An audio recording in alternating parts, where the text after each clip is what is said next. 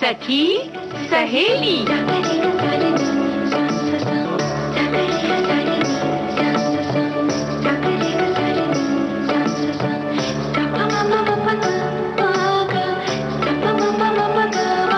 सखी सहेली।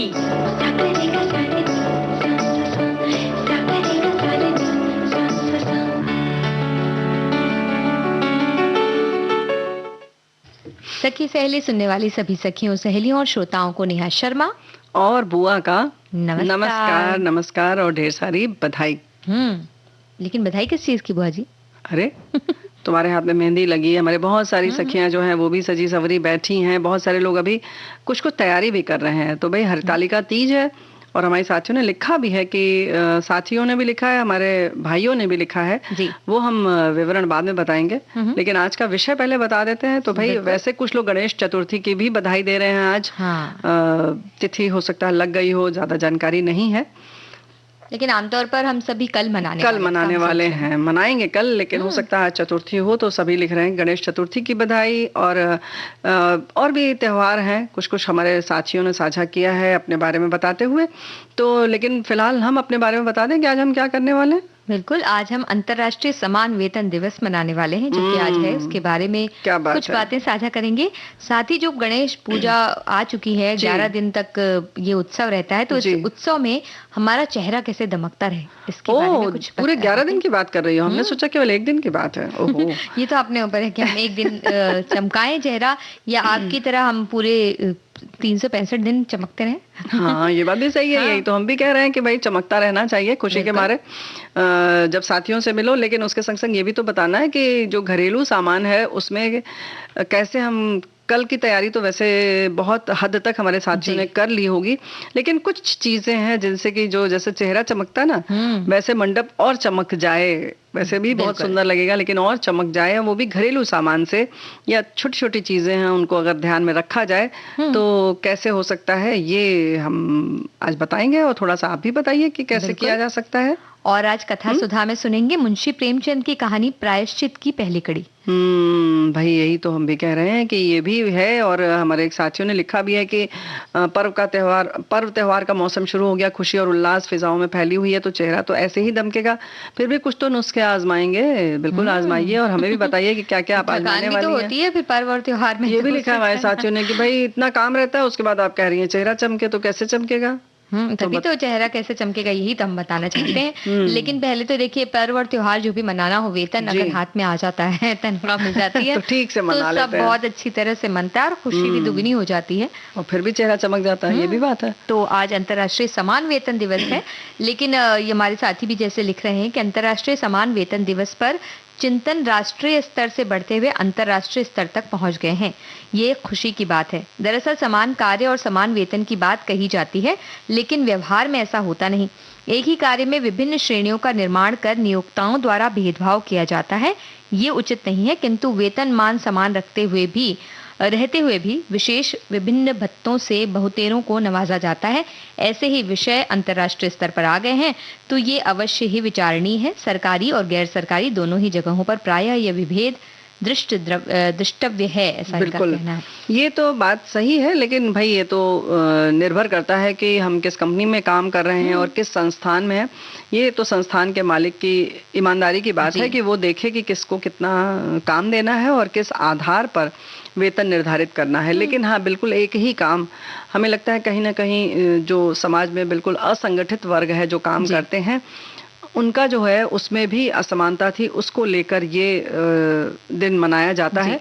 संयुक्त राष्ट्र महासभा ने 15 नवंबर 2019 को पहली बार 18 सितंबर को अंतर्राष्ट्रीय समान वेतन दिवस मनाने की घोषणा की थी। संयुक्त राष्ट्र महासभा के 74वें सत्र के दौरान ये फैसला लिया गया। संयुक्त राष्ट्र महासभा में ये प्रस्ताव 105 सदस्य देशों द्वारा सह प्रायोजित था। उसके बाद सदस्य देशों की सर्वसम्मति के बाद इसे मनाने का ये फैसला किया गया। उसके बाद ये हर साल 18 सितंबर को मनाया जाने लगा। तो भाई इस तरह से 2020 से मनाया जाता है। देश में जागरूकता लाने के लिए 18 सितंबर से शुरुआत हुई थी। पुरुष को स्त्री के बारे में भेदभाव नहीं रखना चाहिए। मतलब ये लिख रहे हैं पुरुष हो स्त्री वेतन के बारे में भेदभाव नहीं रखना चाहिए। ये हमारे साथियों ने ये सब बातें लिखकर भेजी हैं। बिल्कुल, तो यही उद्देश्य है आज के इस दिन का कि दुनिया भर में स्त्रियों और पुरुषों के वेतन में बहुत जो अंतर है उसे कम किया जाए, उसे दूर किया जाए, कम नहीं किया जाए बल्कि दूर किया जाए। हाँ, खत्म कर देना चाहिए, खत्म किया जाए, क्योंकि एक ही तरह के कार्य के लिए लिंग से जुड़े भेदभाव जो किए जाते हैं पारिश्रमिक के तौर पर, वो ना किया जाए। इसलिए आज का ये दिन मनाया जाता है और इस दिन के जरिए जागरूकता लाने की कोशिश की जाती है कि स्त्रियां भी अपने अधिकारों के प्रति जागृत हों और कार्य क्षेत्र में इस तरह का जो भेदभाव उनके साथ हो रहा है उसे दूर किया जा सके। और जी हाँ, और ये बात फिर होती है कि जिसको चाहिए अधिकार या जिसको ये चाहिए, मतलब मिलना ही चाहिए, वो जब तक जागरूक नहीं होगा आप कितना भी कुछ कर लें कुछ नहीं हो सकता। और इसीलिए ये दिवस मनाया जाता है। अपने अधिकारों के प्रति हमारी बहनें जो हैं वो और जागृत हों, कार्यक्षेत्र में भी इसी तरीके के भेदभाव हों तो उसके लिए भी वो बातें करें, सही ढंग से इसके प्रति जो है वो अपनी आवाज उठाएं जी, इसके विरोध में कह सकते हैं या अपने अधिकार को पाने के लिए। बदलते समाज में जहां हम बहनें हर काम में पुरुषों से कंधा मिलाकर काम कर रही हैं, ऐसे में उनके काम और परिश्रम को कम आंकना बहुत गलत है, जिसके प्रति सामाजिक तौर पर बदलाव लाने की कोशिश की जा रही है। तो हमारी आपकी भी जिम्मेदारी तो बनती ही है। बिल्कुल। और संयुक्त राष्ट्र के अनुसार ये कहा गया कि महिलाओं और पुरुषों के बीच जो ये भेदभाव है, इसको पूरी तरह खत्म होने में तकरीबन 257 साल का समय लग सकता है, ऐसा उनका कहना है। और विश्व आर्थिक मंच ये कहता है कि महिलाओं और पुरुषों को समान वेतन मिलने में अब भी 100 साल लग सकते हैं, लेकिन फिर भी ये लक्ष्य पाने के लिए हम प्रयासरत हैं और समानता लाने के लिए भी हम इस दिन को मना रहे हैं। शुरुआत हो चुकी है और इसी तरह से शुरुआत हो रही है, पहल हो रही है ताकि कुछ अच्छा किया जा सके, सकारात्मक किया जा सके और आप और हम मिलकर ये सकारात्मकता। जी हाँ, बिल्कुल। जहाँ पर भी जिस स्तर पर हम हैं इसके बारे में विचार तो करना ही चाहिए और विचार करने से ही बात आगे बनती है और उसका परिणाम भी दिखाई देता है। और फिलहाल हम आगे बढ़ते हैं। बिल्कुल।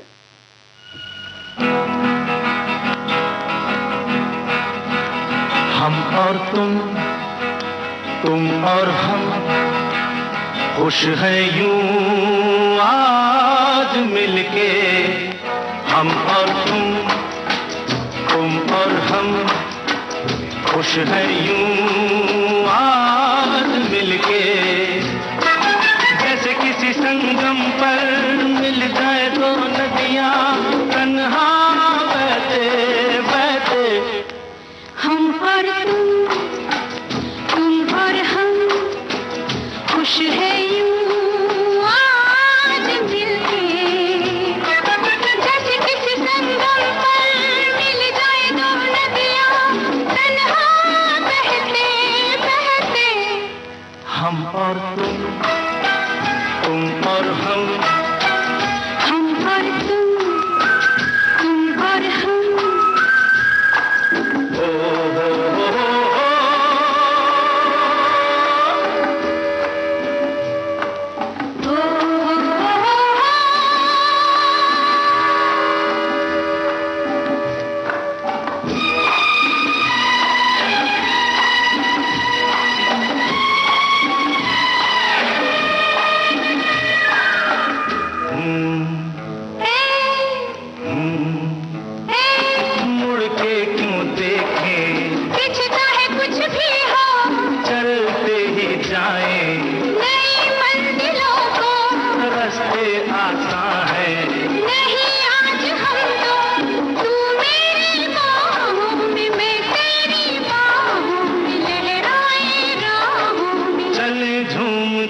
हम और तुम और हम खुश नहीं यूं आज मिलके। जैसे किसी संगम पर मिल जाए दो नदियां तन्हा बहते बहते। हम और तुम और तुम और हम और हम।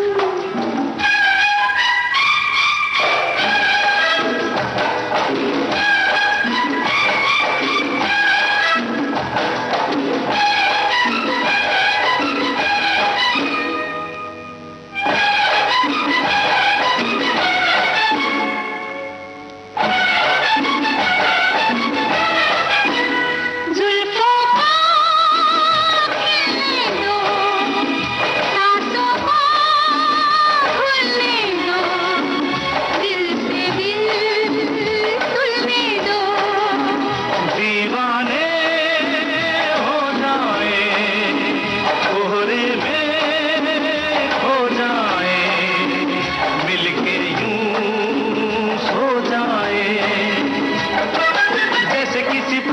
तट पर मिल जाए दो बादल, तन्हा उड़ते उड़ते, हम और तुम और तुम तुम और हम खुश नहीं यूं आज मिलके।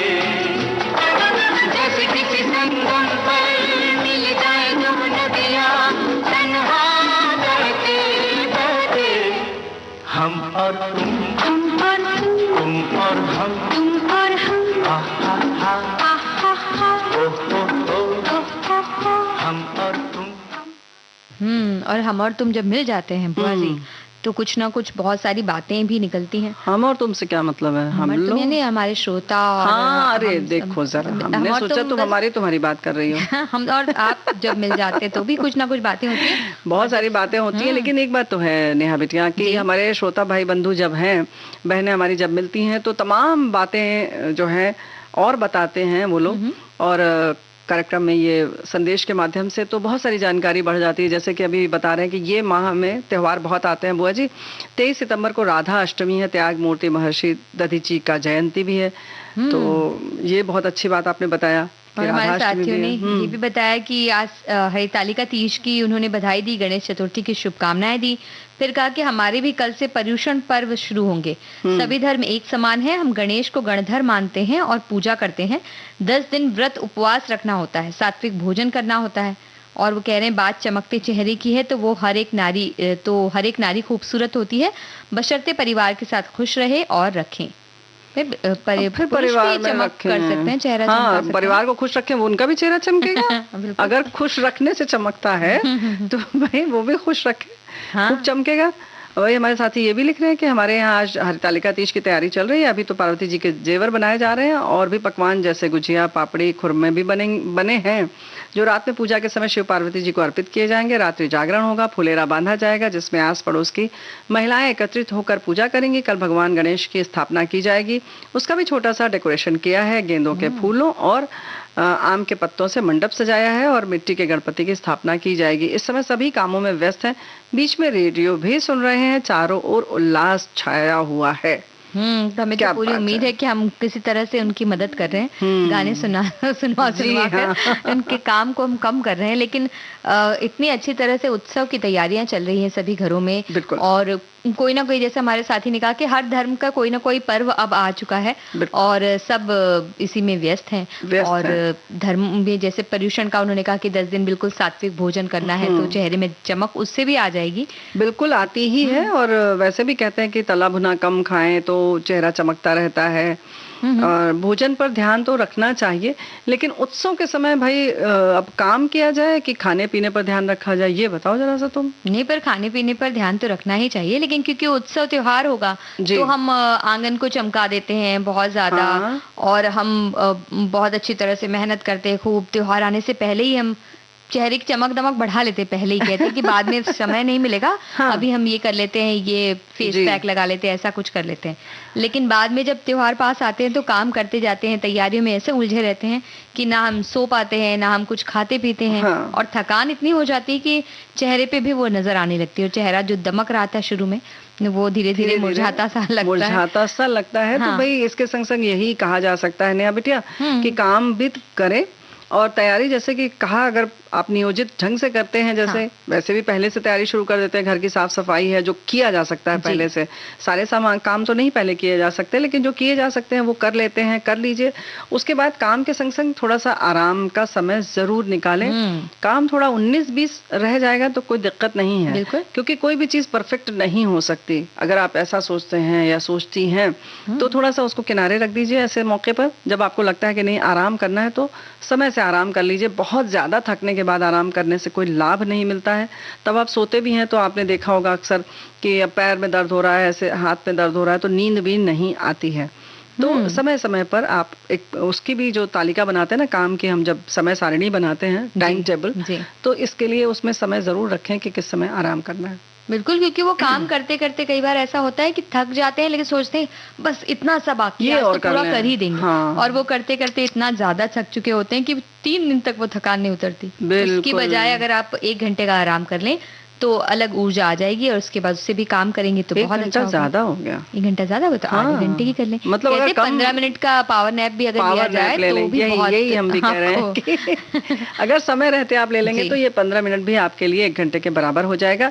और उसके संग संग खान पान की जब बात आती है तो हाँ। पानी पिए और नींबू पानी आदि जैसा लेते रहें, बिल्कुल। नारियल का पानी है, कोई लिक्विड देते रहें, क्योंकि इससे क्या होगा कि आपका खाने में समय नहीं जाएगा। नहीं तो आपको फिर बैठ के आप खाएंगे, इसको भी पीजिए, बैठ कर ही पीजिए, हम नहीं कह रहे हैं कि चलते फिरते आप पिए, लेकिन फिर आपको हाथ धोना पड़ेगा या आपको गर्म करना है, कुछ आपने पका हुआ खाया तो। लेकिन अगर आपने इस तरीके से कुछ लिक्विड लिया या जूस मंगवा लिया तो ज्यादा आसानी भी रहेगी और ऊर्जा भी ज्यादा जल्दी से आ जाएगी और अच्छे से रहेगी। और शरीर में ऐसे पानी लिक्विड ज्यादा जाता है, पानी ज्यादा रहता है तो शरीर को स्फूर्ति भी मिलती है और वो आपके चेहरे पे उसकी चमक भी आती है, क्योंकि जी हाँ, हमने कहा था ना, तला भुना मत खाइएगा। हाँ, पानी कम होता है शरीर में तो भी जो हमारी त्वचा होती है वो रूखी सूखी सी लगने लगती है। हाँ। और अगर आप पानी ही अच्छी तरह से पीते हैं, जितना एक सही मात्रा में पीना चाहिए, तो आपका चेहरा वैसे ही चमकने लगता है। तो ये रोजाना हमें ये आदत रखनी चाहिए। जी हाँ। संतुलित आहार भी हम ले सकते हैं, अगर उपवास भी कर रहे हैं तो भी पानी पीते रहिए,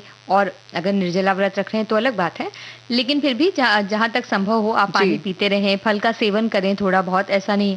और सेहत को देखकर उपवास उस तरह से करना चाहिए, ऐसा नहीं कि हमने कहा कि नहीं हम तो बिल्कुल कट्टर उपवास करेंगे और कुछ खाएंगे पिएंगे नहीं। लेकिन आपका अगर बीपी की परेशानी है, शुगर की परेशानी है या कोई और भी परेशानी थी और आपको दवा खाना ही है, तो दवा ना छोड़ें एक तो।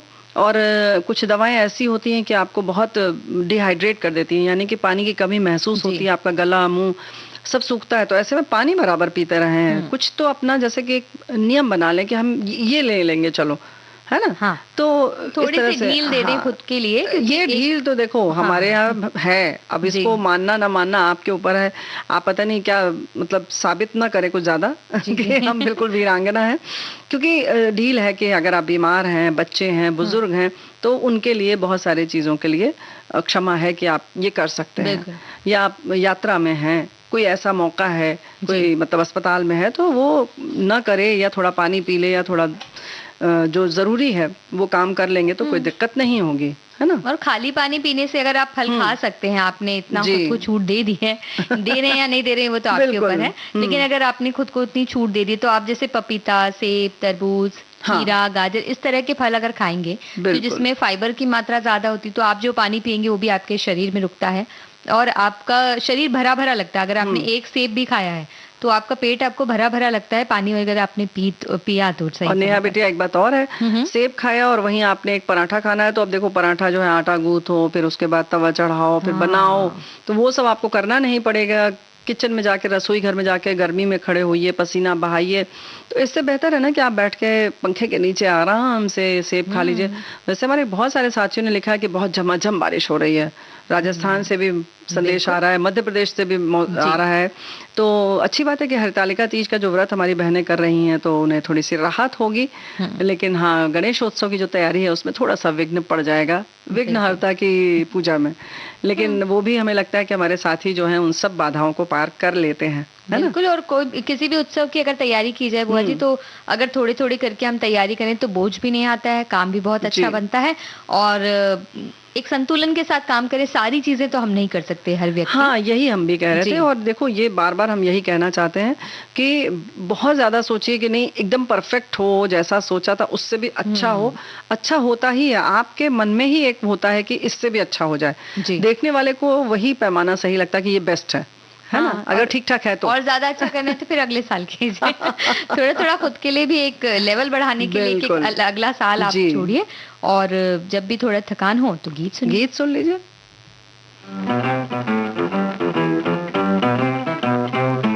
ये पुरनूर चेहरा, ये दिलकश अदा, नमूना हो कुदरत की कारीगरी का, नहीं तुमसे बेहतर कोई दूसरा, नमूना हो कुदरत की कारीगरी का।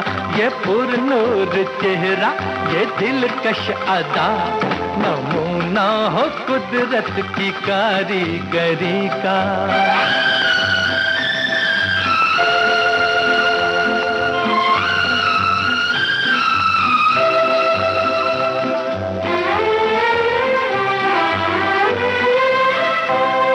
हसीनों तुम्हारी जो पूजा करे, उसी को ही दुनिया में जन्नत मिले।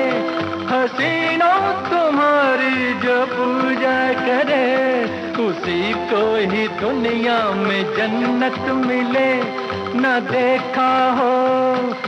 देखा हो जिसने खुदा को कभी, खुदा की कसम वो तुम्हें देख ले। तुम्ही से है जन्नत, तुम्ही से खुदा, नमूना हो कुदरत की कारीगरी का। ये पुरनूर चेहरा, ये दिलकश अदा, नमूना हो कुदरत की कारीगरी का।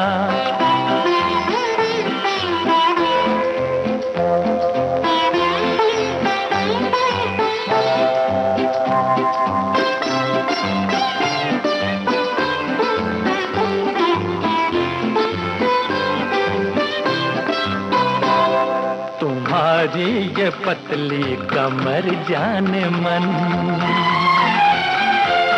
लचकती हुई जैसे शाखे चमन। तुम्हारी ये पतली कमर जाने मन, लचकती हुई जैसे शाखे चमन। खुदा जाने किसके मुकद्दर में है ये फूलों से नाजुक तुम्हारा बदन, जिसे चूमती है चमन की हवा। नमूना हो कुदरत की कारीगरी का, ये पुरनूर चेहरा, ये दिलकश अदा, नमूना हो कुदरत की कारीगरी का।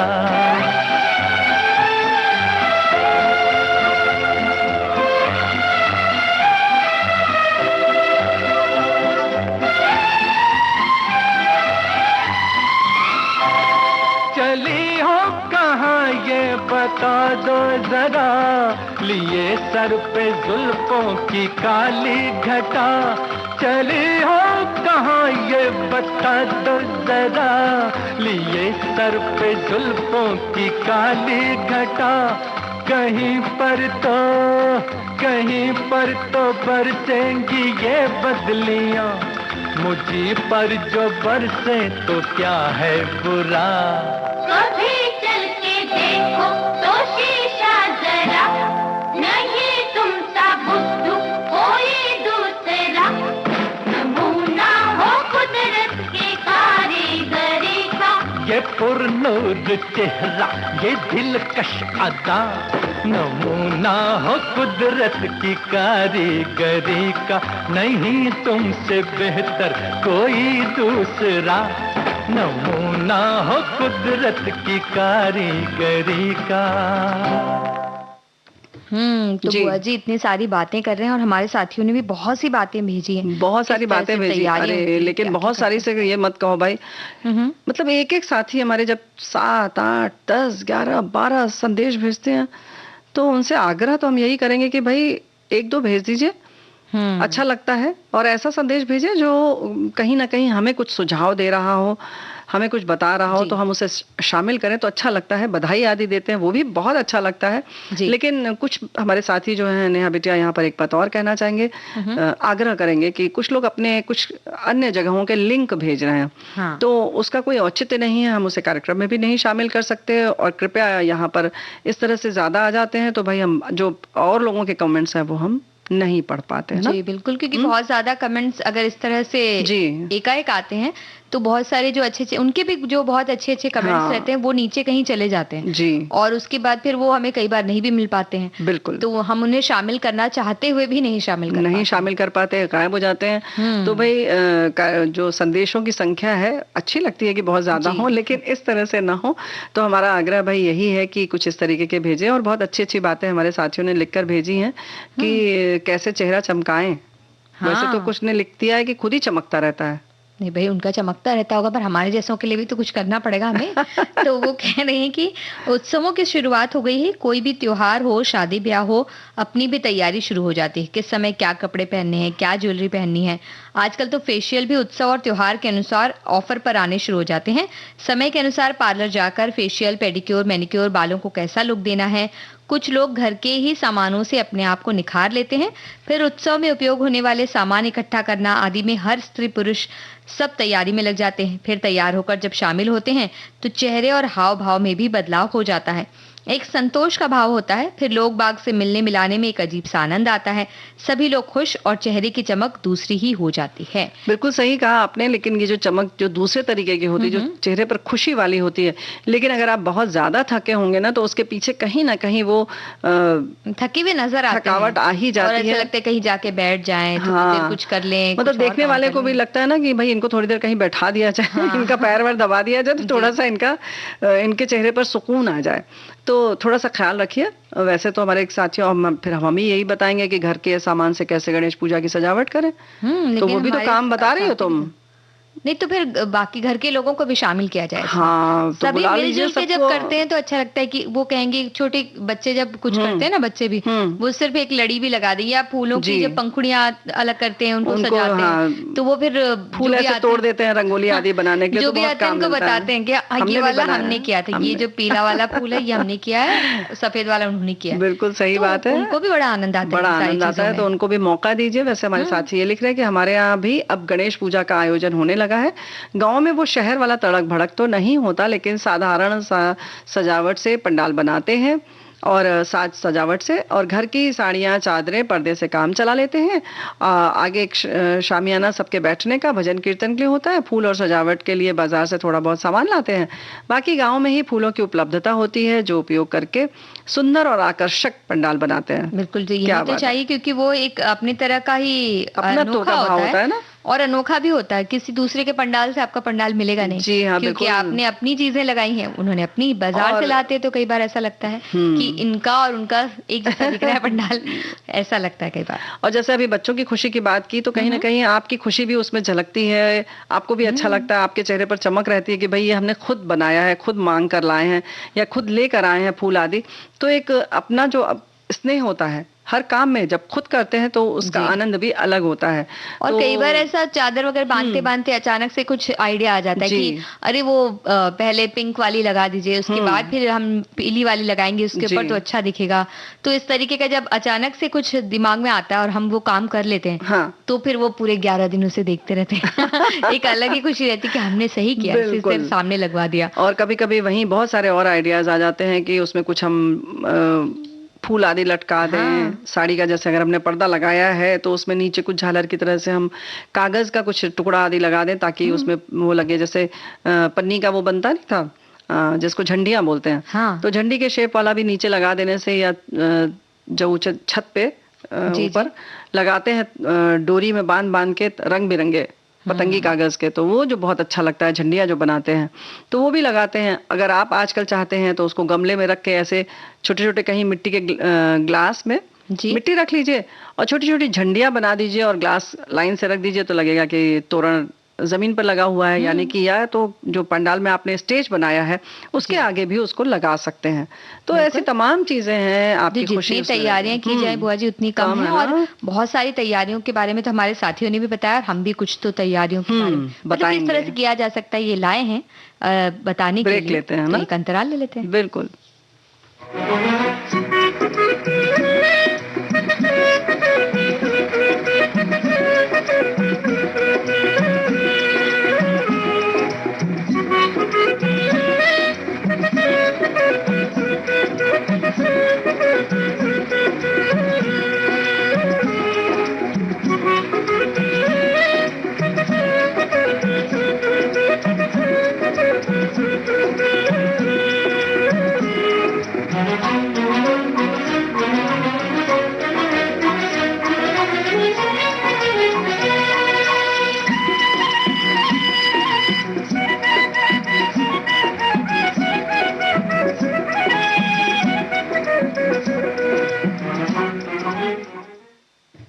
अंतराल के बाद आप सभी का एक बार फिर से स्वागत है विविध भारती पर। आप सुन रहे हैं कार्यक्रम सखी सहेली। तो सखी सहेली में भाई हम लेकर हाजिर हैं कुछ पुराने पेपर, जिन्हें फोल्ड करके आप अलग तरह की झालर, लड़ियां, चक्र, पंखा या जैसे जो झंडे हमने कहा वो, तितली, फूल जैसे बहुत सारे आकार में आप ढाल सकते हैं। और इसके लिए भाई रंगीन कागजों का भी इस्तेमाल कर सकते हैं। पुराने कागज की जगह कुछ रंगीन कागज आप खरीद के भी लाइए, उसका प्रयोग कर सकते हैं। और बच्चों को भी सिखाया जाता है स्कूल में ये सारी चीजें बनाने के लिए। और आप अगर आपको तो सिखाया ही गया हुआ है, तो आप अगर उन्हें बैठकर थोड़ा सा एक हाथ बनाकर देंगे तो वो भी मस्ती में आएंगे और कुछ कुछ अच्छी अच्छी चीजें बनाएंगे। हो सकता है और भी अनोखे अनोखे आकार बने और सुंदरता ज्यादा बढ़ जाए। बिल्कुल, तो ये आप कर सकते हैं। इसके अलावा अगर आपने पर्यावरण की थीम रख ली तो बहुत ज्यादा मेहनत नहीं करनी पड़ेगी इसके लिए। घर के गमले लाकर आसपास रख दीजिए पंडाल के, और अलग अलग थोड़े पत्ते, फूल ये सब लाकर आप पानी में लगा सकते हैं। जैसे कि हमारे साथी ने बताया आम के पेड़ की पत्तियां लाए हैं, ऐसे ही अशोक की पत्तियां जो होती हैं बहुत दिनों तक नहीं मुरझाती हैं, तो उनके आप बंधनवार बना सकते हैं। बंधनवार बना के, या आप कुछ ऐसी होती है ना मधुमालती वगैरह जो होते हैं, उनकी लंबी लंबी डंडियां फूलों सहित ले आकर वैसे ही लगा दीजिए पानी में, और उसकी पूरी सुंदर भी लगेगा देखकर। और बहुत सारे ऐसे फूल होते हैं ना जो लंबे समय तक अच्छे मुरझाते नहीं है, जैसे गेंदे के फूल हैं और रजनीगंधा के फूल हैं, गुलाब के फूल हैं, जरबेरा है। हमारे साथी ने जैसे लिखा, गेंदा तो तुमने बताया ही, जरबेरा जैसे है, इसको भी आप लाकर सजा सकते हैं। इसको तो थोड़ा पहले से खरीद लीजिए क्योंकि आजकल तो बहुत महंगे होंगे, तो अब तो नहीं पहले खरीद सकते। अब खरीद लिया होगा हमारे साथियों ने, उन्हें बड़ा सब चीजों में। लेकिन उसी आकार का आप कागज लाकर पन्नी से बना भी सकते हैं और उनको भी सजा सकते हैं। लेकिन अभी तो हम अगर बात कर रहे हैं पर्यावरण वाली बात, तो गमले सीधे सीधे रख दीजिए, बहुत अच्छे लगते हैं। गमलों में कुछ टहनियां वैसे भी खोस दीजिए, चाहे तो मिट्टी में, मतलब तो सुंदर लगेंगे। और जो गमले आप रखेंगे उसमें आप एक एक डंडी लगाकर, जैसे कि कुछ कागजों में, जैसे तुमने बताया, अभी हमने बताया ना कि पंखा, झालर आदि कुछ बनाना है, तो वो डंडी लगाकर उस गमले में भी आप रख देंगे तो बड़ा सुंदर लगेगा, है ना। बिल्कुल, वो छोटे छोटे पंखे बनते हैं ना, जो चार चार कि वो लकड़ी में बंधे रहते हैं और घूमते रहते हैं, तो वैसा भी हम बना सकते हैं, चक्री भी, तो उससे भी वो सुंदर घूमते रहेंगे तो एक अलग खूबसूरती बढ़ती है। और झंडियों की जब बात कर रहे हैं तो झंडी भी आप लगा सकते हैं, सीधी सीधी सी, चाहे तो वो आयताकार हो, चाहे तिकोनी हो, किसी भी तरीके की जो आपको अच्छी लगे। कपड़े अगर बचे हुए हैं घर में कुछ रंग बिरंगे बड़े प्यारे प्यारे, तो उनके भी झंडे आप बना सकते हैं, नहीं तो कागज के तो बना ही सकते हैं, है ना। और हमारे साथियों ने जैसे कहा कि चादर से, साड़ियों से सजावट करते, वैसे अब दुपट्टे से भी सजा सकते हैं। जैसे साड़ी के प्लीट्स वगैरह हम बनाते हैं, उस तरह से बनाकर एक साथ आप जोड़कर उन्हें एक मंडप का आकार दे सकते हैं। थोड़ा खोलते हुए, मतलब बीच में जब जहाँ प्लीट्स लिया है उसे आपने कहीं एक जगह दीवार से टंगा दिया या दीवार से टांग दीजिए, नहीं तो वहां पर आप एक चूड़ी या कोई रिंग आग लगाकर उसको आप कहीं डोरी से बांध के कहीं कील से टांग सकते हैं जी, मतलब कील ठोक दीजिए और वहां पर उसको बांध दीजिए।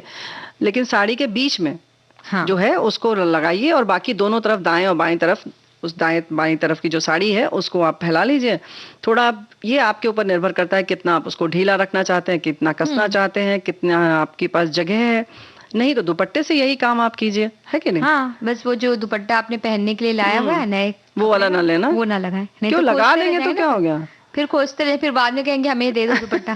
किसी और का ना लगाएं, अपना आप लगाना चाहें, अपना वाला लगाना चाहें और बिना दुपट्टे के रहना चाहें तो भाई सब ठीक है। किसी और का ना ला देंगे, पता लगा पैकेट उठाया और उसमें से दुपट्टा निकाला और लगा दिया।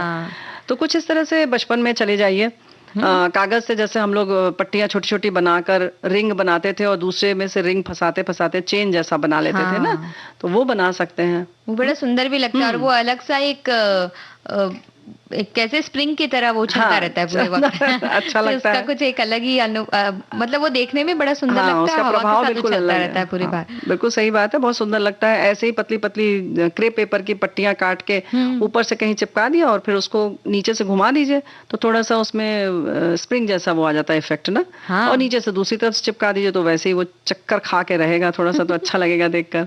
और रस्सी या सुतली से भी आप सजावट कर सकते हैं। जैसे सीधे सीधे आप या तो चोटी की तरह से गुथ सकते हैं, बीच बीच में उसमें आप मोती वगैरह लगा सकते हैं, या आप सीधे सीधे भी उन्हें लटका देंगे अगर सीधे सीधे सामने सामने तो भी अच्छे करके, तो भी सुंदर लगती है वो। सीधे सीधे लटकाने के साथ साथ ऐसा भी हो सकता है कि जैसे आपने 10 लटकाई हैं तो फिर करीब 5-5 इंच की दूरी पर से पहली और दूसरी को बीच में से आप जोड़ दीजिए, या जैसे तुमने कहा मोती है उससे कर दे, तो बर्फी जैसे आकार का पूरा पीछे का वो बन सकता है, कहीं भी एक दीवार पर आप उसको ऐसे सजा सकते हैं, या इकेबाना की बहुत सारी ऐसी नॉट्स आती हैं, गांठें आती हैं जिनको बनाकर आप सजा सकते हैं।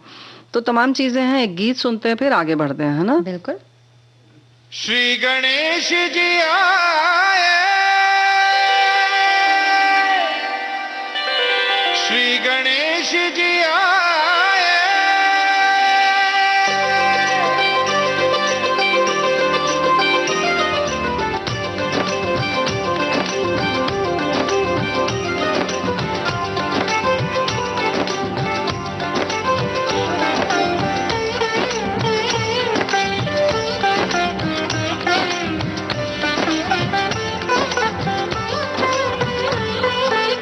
गणेश जी आए, हाँ हाँ श्री गणेश जी आए, श्री गणेश जी आए, हाँ हाँ श्री गणेश जी आए। आनंद अपार है मन में, ओ आनंद अपार है मन में, और जीवन में खुशियाँ छाए। श्री गणेश जी आए, हाँ हाँ श्री गणेश जी आए, श्री गणेश जी आए, हाँ हाँ श्री गणेश जी आए।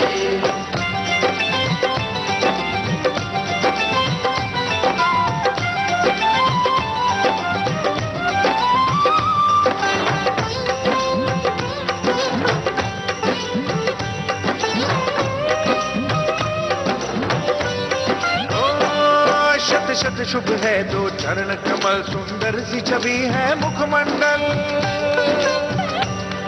अद्भुत अतुलित हर भुजा दिखे, और पावन पारस नेत्र कमल। सब देख के अखियां धन्य हुई, सब देख के अखियां धन्य हुई, और मन मेरा मुस्काए। श्री गणेश जी आए, हाँ हाँ श्री गणेश जी आए, श्री गणेश जी आए, हाँ हाँ श्री गणेश जी आए।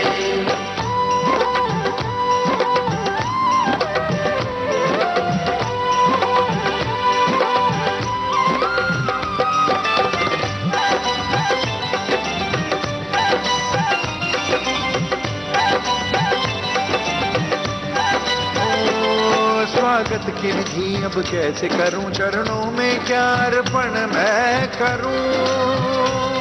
एक दीप जला के नमन किया, मस्तक पे प्रभु के तिलक किया, फल फूल लिए एक हार लिया, और देवा का श्रृंगार किया। कुछ कमी कहीं ना रह जाए, कुछ कमी कहीं ना रह जाए, ये सोच के दिल घबराए। श्री गणेश जी आए, हाँ हाँ श्री गणेश जी आए, श्री गणेश जी आए, हाँ हाँ श्री गणेश जी आए।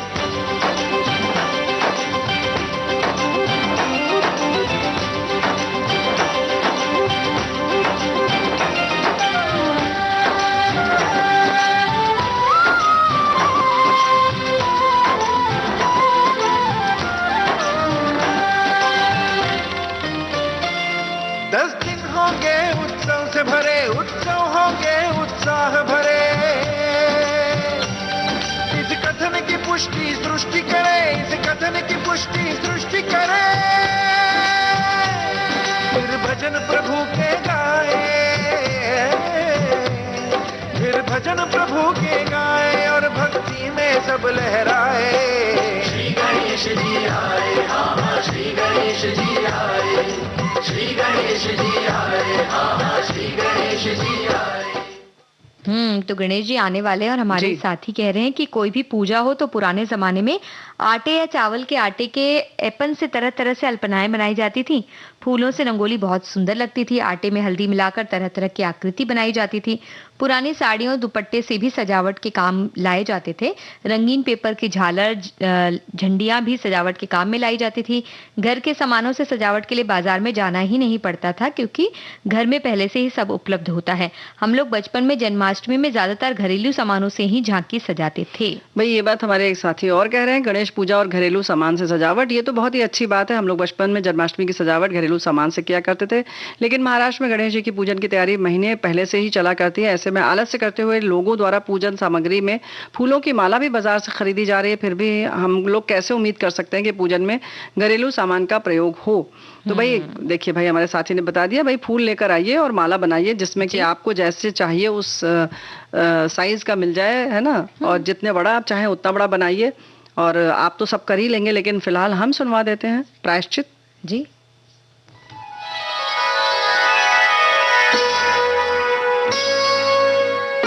कथा सुधा, भाव भरी कहानियों का सागर, जिसकी लहरें कभी मुस्कुराहट सजाएंगी तो कभी आंखें नम कर जाएंगी। सामाजिक सरोकार से लेकर परिवार तक की होंगी बातें। कुछ मनोरंजन होगा तो कुछ सीख भी मिल जाएगी। हर बार नई अनसुनी कहानी की अलग अंदाज में होगी बयानी।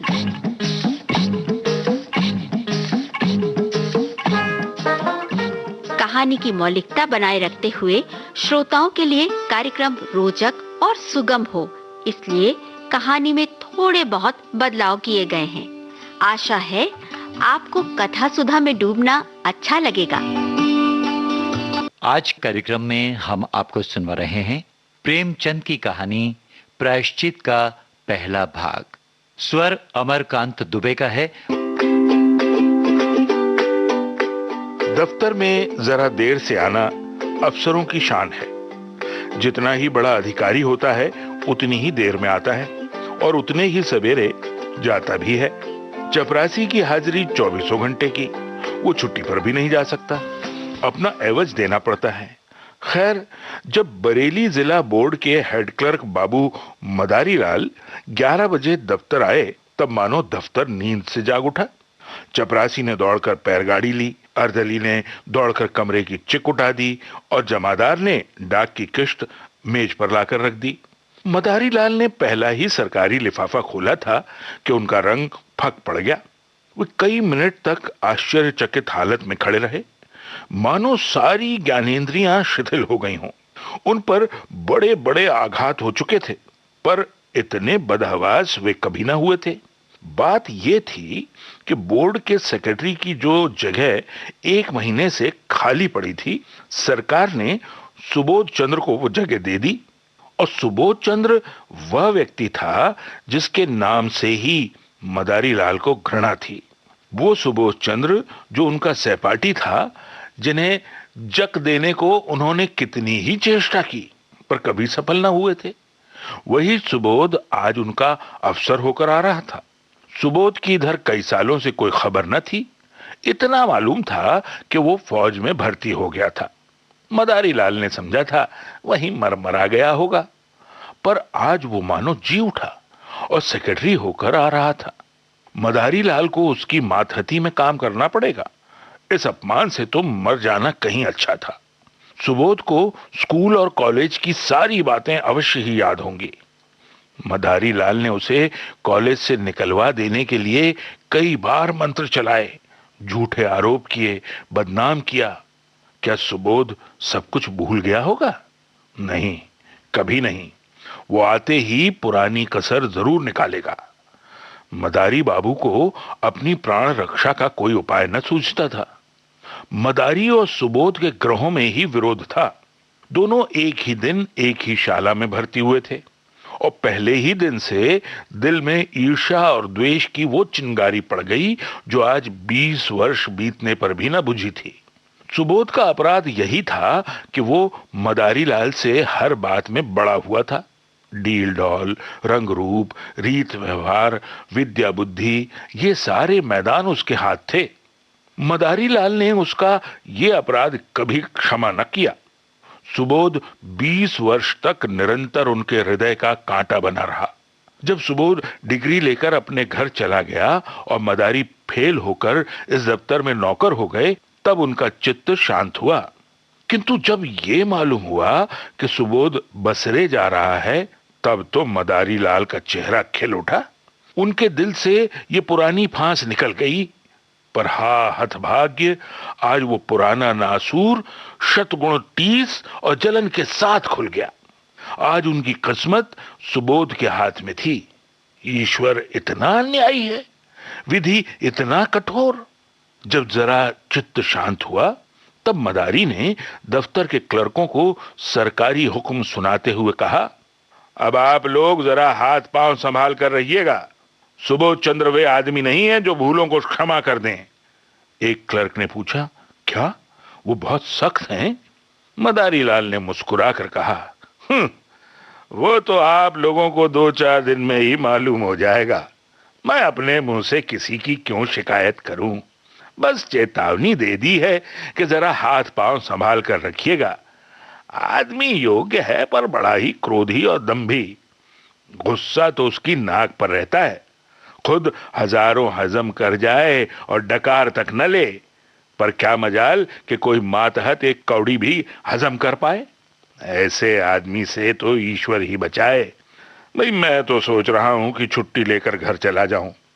दोनों वक्त घर पर हाजिरी बजानी होगी। आप लोग आज से सरकार के नौकर नहीं, सेक्रेटरी साहब के नौकर हैं। कोई उनके लड़के को पढ़ाएगा, कोई बाजार से सौदा सुलभ लाएगा और कोई उन्हें अखबार सुनाएगा। और चपरासियों के तो शायद दफ्तर में दर्शन ही ना हो। इस प्रकार सारे दफ्तर को सुबोध चंद्र की तरफ से भड़काकर मदारी लाल ने अपना कलेजा ठंडा किया। इसके 1 सप्ताह बाद सुबोध चंद्र गाड़ी से उतरे। तब स्टेशन पर दफ्तर के सारे कर्मचारियों को हाजिर पाया। सब उनका स्वागत करने आए थे। मदारी लाल को देखते ही सुबोध लपक कर उनके गले से लिपट गए और बोले, अरे भाई तुम खूब मिले, यहां कैसे आए? ओ, आज एक युग के बाद भेंट हुई है। मदारी लाल बोले, यहां जिला दफ्तर के बोर्ड में हेड क्लर्क हूं। आप तो कुशल से हैं।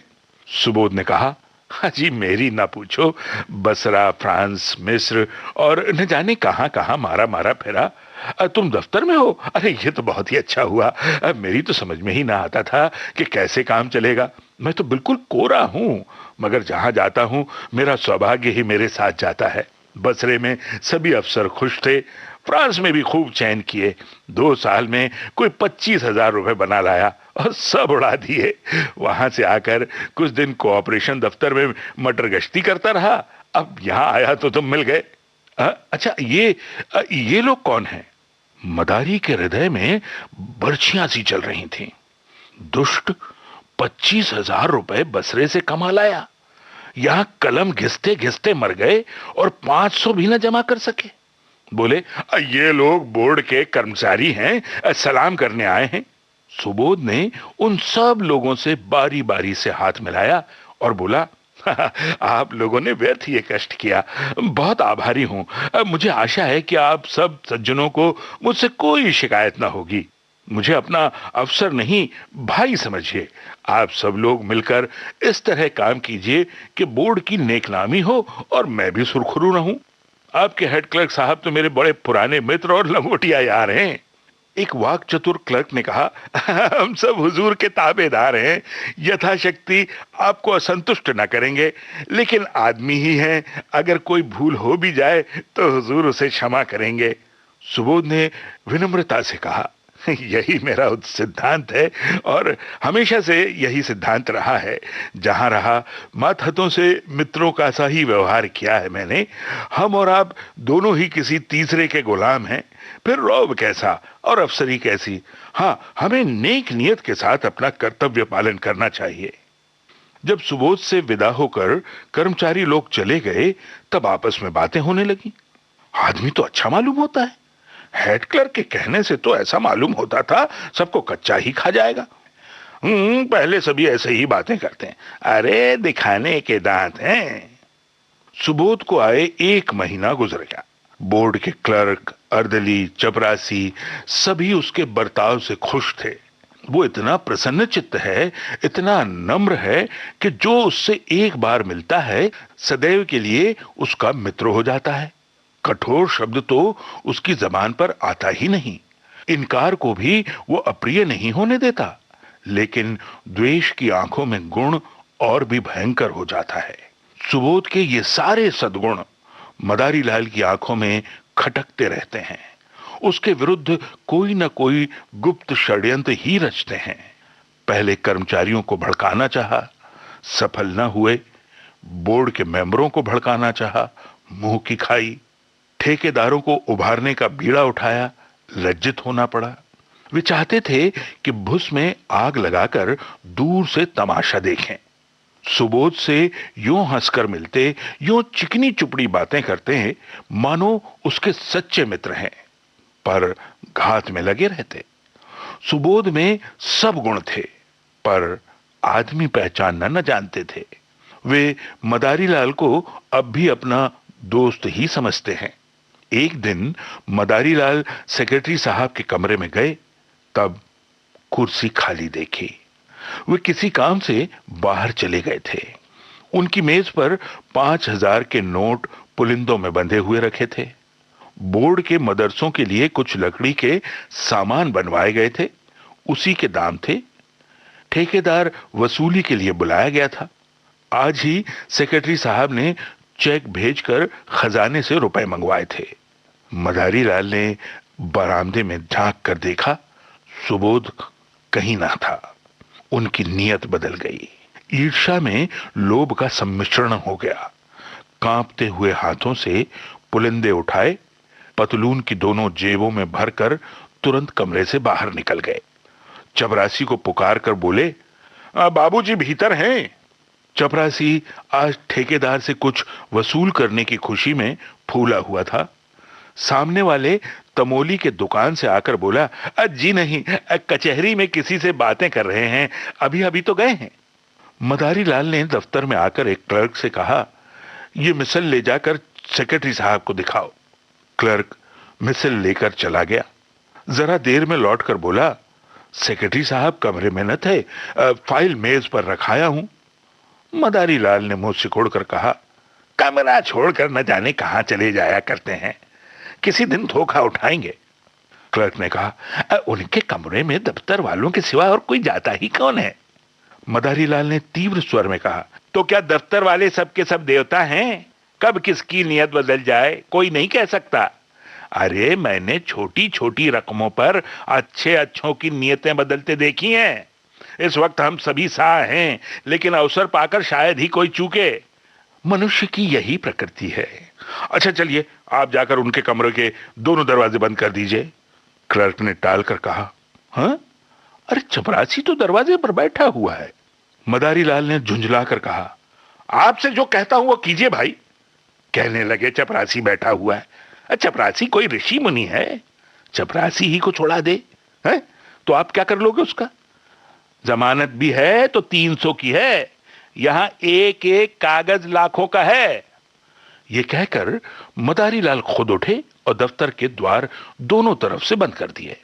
जब चित्त शांत हुआ तब नोटों के पुलिंदे जेब से निकालकर एक अलमारी में कागजों के नीचे छिपाकर रख दिए। फिर आकर अपने काम में व्यस्त हो गए। सुबोध चंद्र कोई घंटे भर में लौटे, तब उनके कमरे का द्वार बंद था। दफ्तर में आकर मुस्कुराते हुए बोले, अरे भाई, मेरा कमरा किसने बंद कर दिया? क्या मेरी बेदखली हो गई है? मदारीलाल ने खड़े होकर मृदु तिरस्कार दिखाते हुए कहा, साहब गुस्ताखी माफ हो, आप जब कभी बाहर जाएं, चाहे एक ही मिनट के लिए क्यों ना हो, तब दरवाजा बंद कर दिया करें। आपकी मेज पर रुपए पैसे सरकारी कागज पत्तर बिखरे पड़े रहते हैं, न जाने किस वक्त किसकी नियत बदल जाए। अब मैंने अभी सुना कि आप कहीं गए हैं तो दरवाजे बंद कर दिए। सुबोध चंद्र द्वार खोलकर कमरे में गए और सिगार पीने लगे। मेज पर नोट रखे हुए हैं इसकी खबर ही न थी। अभी आप सुन रहे थे प्रेमचंद की कहानी प्रायश्चित का पहला भाग। स्वर अमरकांत दुबे। आपको बता दें कि अगले हफ्ते आज ही के दिन आप सुनेंगे इस कहानी प्रायश्चित का दूसरा भाग।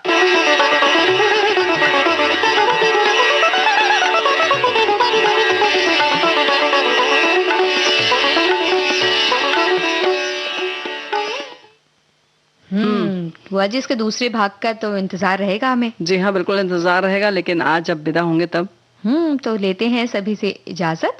स्वीकार कीजिए नेहा शर्मा और बुआ का नमस्कार।